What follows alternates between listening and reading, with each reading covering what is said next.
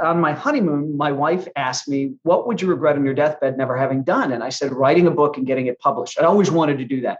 When I graduated college, I'd saved up money. I went to the University of Southern California and I had leased apartments in LA, saved money, moved to Paris, and was going to write a novel. And I got a couple chapters into it.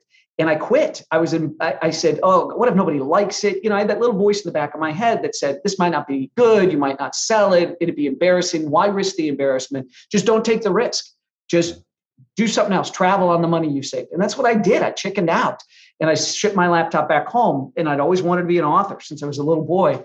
And then on our honeymoon, my wife asked me that question. I said, writing a book and getting it published is what I really want to do most in life. And she said, okay, when we get home, start spending 2 hours protected time every day, making that dream come true. So that's great. So we had a little more time on our honeymoon. We were overseas and we shared an overnight train compartment. I had spent a month of traveling in Europe trying to change this train ride so we could have a single compartment, not a shared compartment.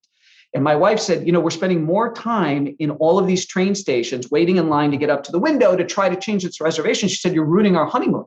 She said, you got to just let it go and it'll be what it's going to be. And I've been in enough trains where, there've been gypsies trying to cook on a hobo stove or muggers and stuff like this. And my wife had never traveled overseas before, so I wanted her to have a good experience.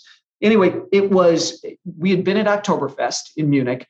And I had an Oktoberfest-sized hangover, dragging our bags to the train station the next day. And I was just dreading what this overnight train ride was going to be like to Amsterdam.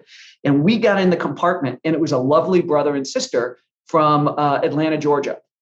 And they were big fans of my TV show because they loved to travel. They recognized me right away. We had a great night.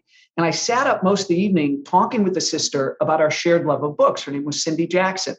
And she said, blah, blah, blah, blah, blah. What are you going to do when you get home? Are you filming more episodes of the TV show? And I said, actually, I'm going to write a novel. I figured I admitted it to my wife. The more I talk about it, the more it's going to kind of cement it and make it happen. Mm-hmm. We talked about books a little bit more. She's like, oh, you've got to read this guy, Vince Flynn, blah, blah, blah, blah, blah. See if you can find. So I'm like, oh, she's a huge reader.